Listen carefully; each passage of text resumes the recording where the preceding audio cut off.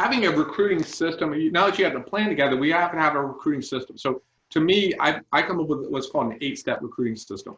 So that step recruiting system, step one is you make the phone call. That's your introduction call. When does step one occur?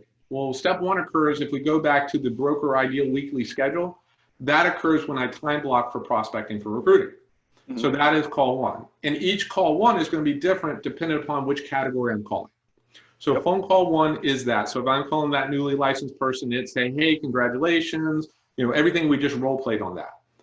From there, actually, quick question on that part, specifically with the newly licensed agents. When you were a broker and you were recruiting, did you build relationships with the real estate schools in your market? Yeah, sources. We have a thing called the Sunshine Law in the state of Florida. So any that information that's housed by the state of Florida, which is called the Department of Business Professional Regulations, is a information that can be requested. So you can go online to go to myfloridalicense.com and see everybody's license. You can also request every person who's applied for their real estate exam or their license. You can also get a list of everybody who has their license with their phone number and email address. Wow, that's a great resource. Most states don't have that information, but that was the source we had. There's other sources out there where you can get it. You can team up with a school. One of the things we did as a brokerage is we actually started our own real estate school. And then we paired up that real estate school with the local university because the local university did not have a real estate school. So we became the real estate school for the university, and we did a profit share margin, which to me, I wasn't looking to make money on the real estate school. I was looking for new sources of agents to come out, because if I put them in my school, most likely they're going to come to my company. You can't recruit in the school, but after the school's over, I can take you to lunch, I can take you to dinner. It's going to be an easy sell on you. You can cherry pick the ones you like. Yeah, and there's other sources other than the schools. We have the vendor relationships. We have, the mortgage relationship, the title company, the insurance company. All these people do business because of you. Nobody goes out there and says, "Hey, I want to buy a house because I really want a mortgage." They get the mortgage because they want to buy the house. So you want mutually beneficial relationships. This is one of the things we coach on, and you set up expectations for that mortgage lender. So, hey, you want to be my preferred lender? What do you want from me? You want people who need to get financing. Okay, great. I need you to do a good job on the financing and you take care of my customer. In addition to that, I need you to find me 2 agents a year. If you just find me 2 agents a year, we're good. Otherwise, I'm looking for that mutually beneficial relationship. Remember, you're the rainmaker. Mm-hmm. Title and loan officers, guys. Use title execs, use loan officers. They're the ones who are talking to agents all day long. So they're going to know who's unhappy with their brokerage. They're going to know who's looking. Tap into those resources, because those are great sources of new agents.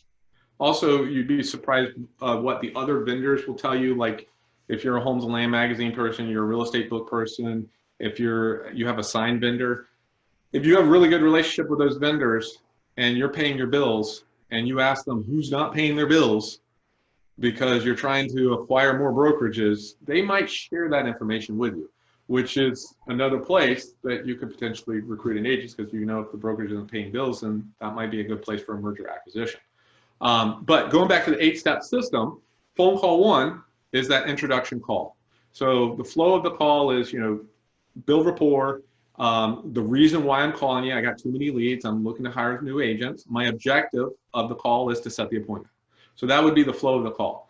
If I can't get the appointment there, then I have to have something of value to follow up with. So that's where we come up with step 2, which is an email. So if I tell you, Randy, hey, I'd like to get together with you. I've got this lead system. I want to work for you. And Randy says to me, well, Stan, that sounds great, but the reason I joined this other company was because my brother-in-law works there, and he said he's going to help me out, and that's why I'm going to join there. So then I would say, well, tell you what, Randy, if it doesn't work out for your brother-in-law and your expectations aren't met, wouldn't you still like to meet so that you'll have a backup plan just in case it doesn't work out there? And that usually will work, because they're like, yeah, that makes sense. And then sometimes it won't. So then they get another objection, and I say, no worries. Tell you what, I found this article that was about the 5 mistakes newly licensed agents made by mega producers that wish they wouldn't have made those mistakes when they started a career. Do you mind if I share this article with you? And so that's a thing of value to follow up with on that call if I can't get my objective, which is set the appointment. So that goes into step 2. Step 2 is to send the thing of value within 2 days of step 1. So after I make a phone call, I have to have that email of value that I'm going to send out to them. Step 3 is another phone call that occurs within 7 to 10 days of step 1, which is, hey, did you get the thing of value? How's it going? This is why I sent it to you. And we go right back into the objective, which is set the appointment. Step 4 is if I can't get the appointment, then I send out a personal note. So that would occur within 2 days of step 3, which, we again go through it on the consulting and the broker coaching side on what do we send and what gets the best response level on that. After I send the personal note, 7 to 10 days, another phone call happens from step 3, which is, a new thing of value. I tell them, so, they go back to the flow, build rapport. The reason I'm calling you, go to the objective. If I can't get the objective, I have to have another thing of value.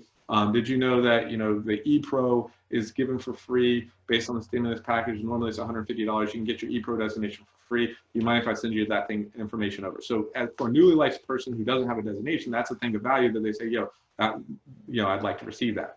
Which moves us into step 6, which is sending a thing of email. Step 7, which is follow up. Did you get the email? This is why I sent it to you. Objective, which is set the appointment. And at this point, if I can't get you as an appointment, which I've had 4 phone calls from you, I've sent you 2 emails, I've sent you a personal note, I then set you up on the drip email campaign, which from my broker coaching clients is I'm telling them to take you now and put you into the Chime system with the auto email system, where then they're going to do it. The first 2 emails are more customized, specific from you. They're coming from your email. The other systems, I put them in step 8. And Randy, you and I can talk later about, is there a better system for you on that? Because I'm sure you have feedback on that.